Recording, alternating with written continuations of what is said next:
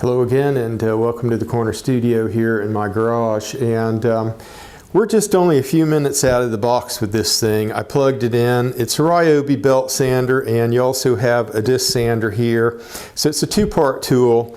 I'm kind of planning to use this as kind of a hobbyist-sized sander just for small projects. I've got a regular full-size sander that I'd use for bigger woodworking projects, and we can drop a clip in here of that one so you'll see the difference. So I changed up the camera angle a little bit to give us a closer look at this. Anyway, what we're working with is a 4x36 inch belt sander, and this sanding belt came installed on it. We also have a 6-inch disc sander here, and its disc did not come installed, but what I did was I actually bought some sanding discs that I liked a little better.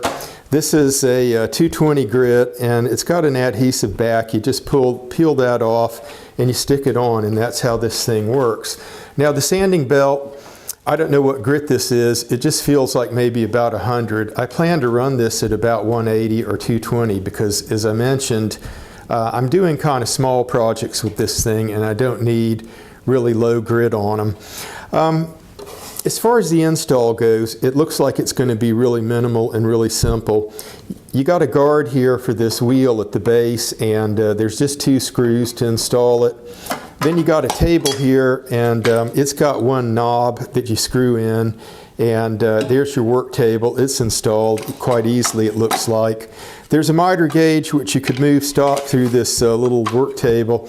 I don't plan to use the miter gauge. That's not the type of projects that I have in mind. Now I'm going to scoot this stuff slightly out of the way here, and we'll just turn this on real quick. And you can see it doesn't make a lot of noise. We're powered up, and I was pleased with the performance there.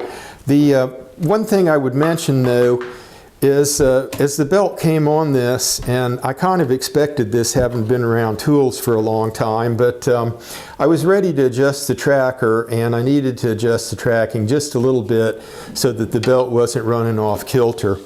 I'm going to spin this thing around and we'll look at the back of it. Now this part here, the belt sander, it has an adjustment where you can flip this up, and I don't plan to use it in the upright. I like using it kind of horizontal here.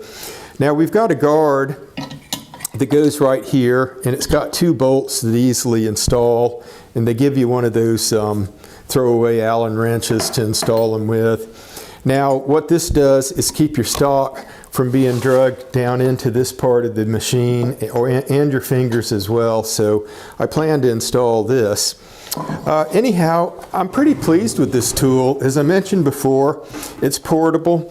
I think this thing probably, I'd have to look it up in the, in the literature there, but it probably weighs 25 pounds. It's got enough heft to hold it in place, but there's holes here where you could put mounting bolts, and you could mount this to the table.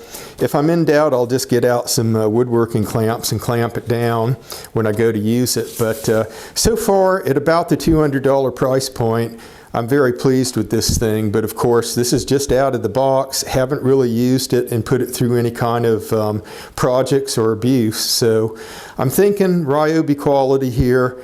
I'm not a spokesman for them or part of their fan club necessarily, but I've bought several of their battery-operated tools and been very pleased with those.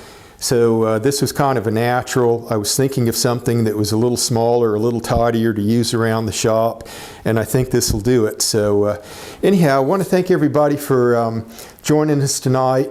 We hope to see you again soon in another video.